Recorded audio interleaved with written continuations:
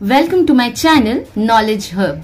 आज हम सीखेंगे स्टैंडर्ड 10th साइंस का बहुत ही इंपॉर्टेंट टॉपिक जिसके ऊपर सवाल आते हैं बोर्ड्स में, वो है corrosion and rancidity. So let's start. So what is corrosion students? Corrosion of iron तो हमने देखा होगा, कई जगह पर हमने देखा होगा कि लोहे की जो चीजें होती हैं, आयरन यानी लोहे की जो चीजें होती हैं उन पे एक रेडिश ब्राउन कलर की परत दिखाई देती है, isn't it? So what is that? It is rusting of iron. Iron articles are shiny when new, but get coated with reddish brown powder when left for some time. This process is known as rusting of iron.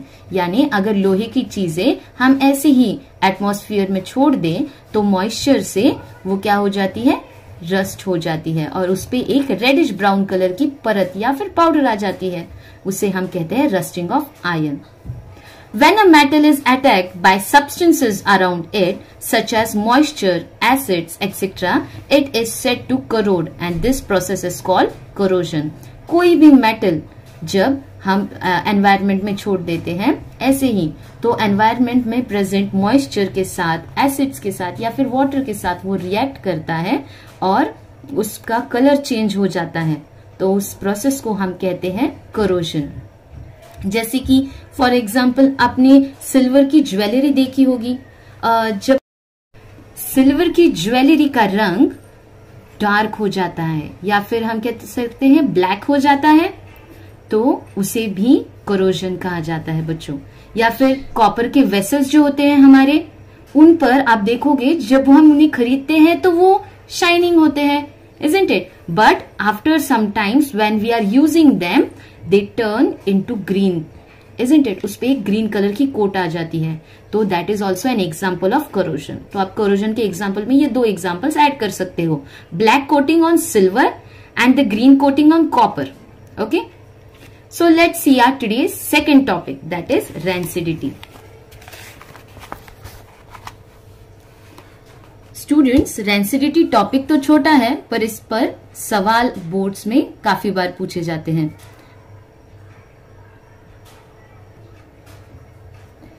So what is rancidity? When fats and oils are oxidized, they become rancid and their smell and taste change. यानी fats और oils अगर ऐसे ही खुले छोड़ दिए गए तो वो ऑक्सीडाइज हो जाते हैं और उनमें से स्मेल आने लगता है और उनका टेस्ट भी जो है चेंज हो जाता है, तो उसे हम कहते हैं rancidity.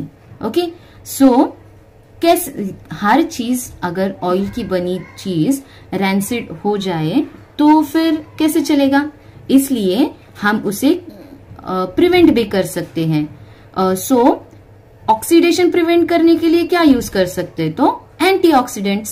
So substances which prevent oxidation, जिसे हम एंटीऑक्सीडेंट्स कहते हैं, are added to foods containing fats and oils. Okay, and और एक प्रिवेंशन इस पर है कि keeping food in air tight containers helps to slow down oxidation process. और आपको पता है जो चिप्स हम खाते हैं, तो जो चिप्स के पैकेट्स होते हैं आपने देखा होगा वो उनमें जो एयर भरा होता है वो होता है नाइट्रोजन का। सो आप कहोगे नाइट्रोजन का क्या फायदा है इसमें, तो नाइट्रोजन प्रिवेंट्स रैंसिडिटी।